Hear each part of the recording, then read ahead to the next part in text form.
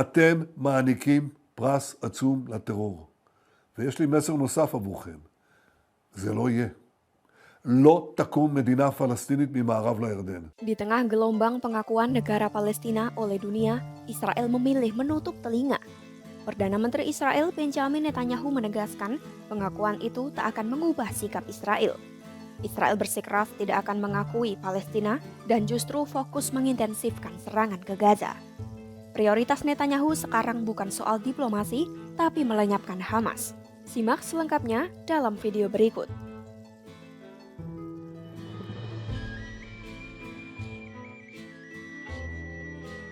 Dalam pernyataan resmi sebelum berangkat ke New York menghadiri sidang umum PBB, Netanyahu menyebut pengakuan itu sebagai bentuk kepatuhan memalukan terhadap terorisme.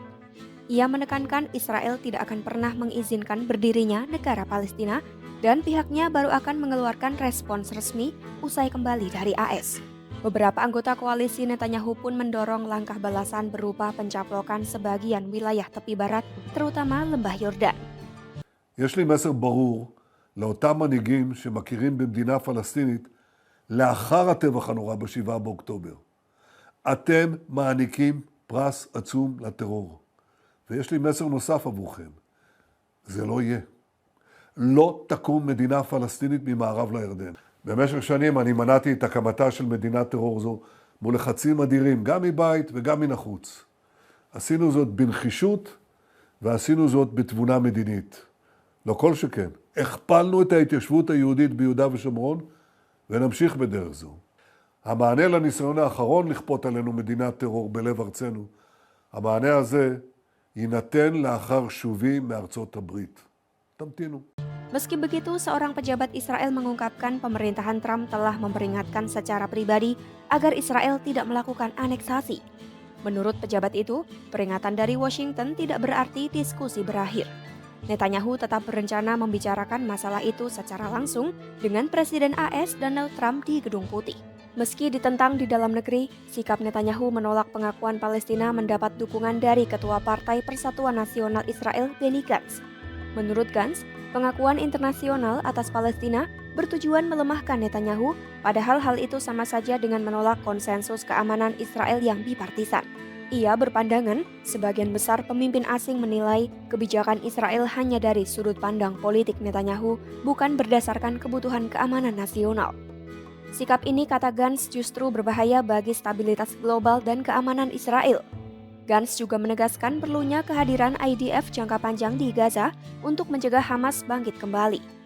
Sementara itu, kantor Netanyahu telah memberitahu keluarga salah satu sandera yang masih ditahan di Gaza, Alon Ohel, mengenai upaya militer dan diplomatik yang terus dilakukan untuk melemahkan Hamas, sekaligus membebaskan para sandera.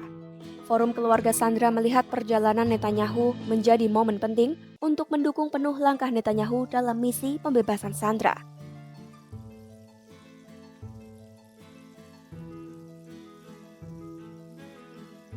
Di lain sisi, sekutu utama Israel, AS, punya rencana sendiri.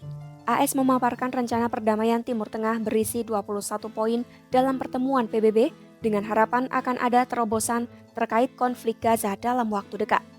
Menurut utusan AS Steve Witkoff, Trump telah menyampaikan proposal tersebut kepada para pemimpin negara Teluk. Witkoff menyebut rencana itu dirancang untuk menjawab kekhawatiran Israel sekaligus negara-negara tetangganya di kawasan. Ia menambahkan pihaknya optimis bahkan yakin beberapa hari mendatang akan ada perkembangan positif terkait Gaza.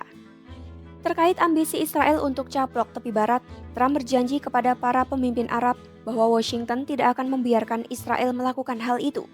Hal ini dilaporkan Politico pada Rabu 24 September 2025 mengutip 6 sumber yang mengetahui isu tersebut. Dua sumber menyebut Trump menunjukkan sikap tegas terkait isu aneksasi saat bertemu dengan para pemimpin Arab di sela sidang umum PBB. Sumber lain mengatakan tim AS bahkan menyajikan dokumen kebijakan yang berisi rencana pemerintahan Trump untuk mengakhiri perang Gaza, termasuk komitmen menolak langkah aneksasi Israel di tepi barat. Sejalan dengan Trump, sejumlah negara Eropa dan Arab juga merancang rencana pasca perang, termasuk pembentukan pasukan stabilisasi internasional dari Eropa dan Arab. Para diplomat Eropa berharap inisiatif itu bisa diselaraskan dengan rencana AS melalui dukungan Majelis Umum PBB terhadap pengerahan misi stabilisasi sementara.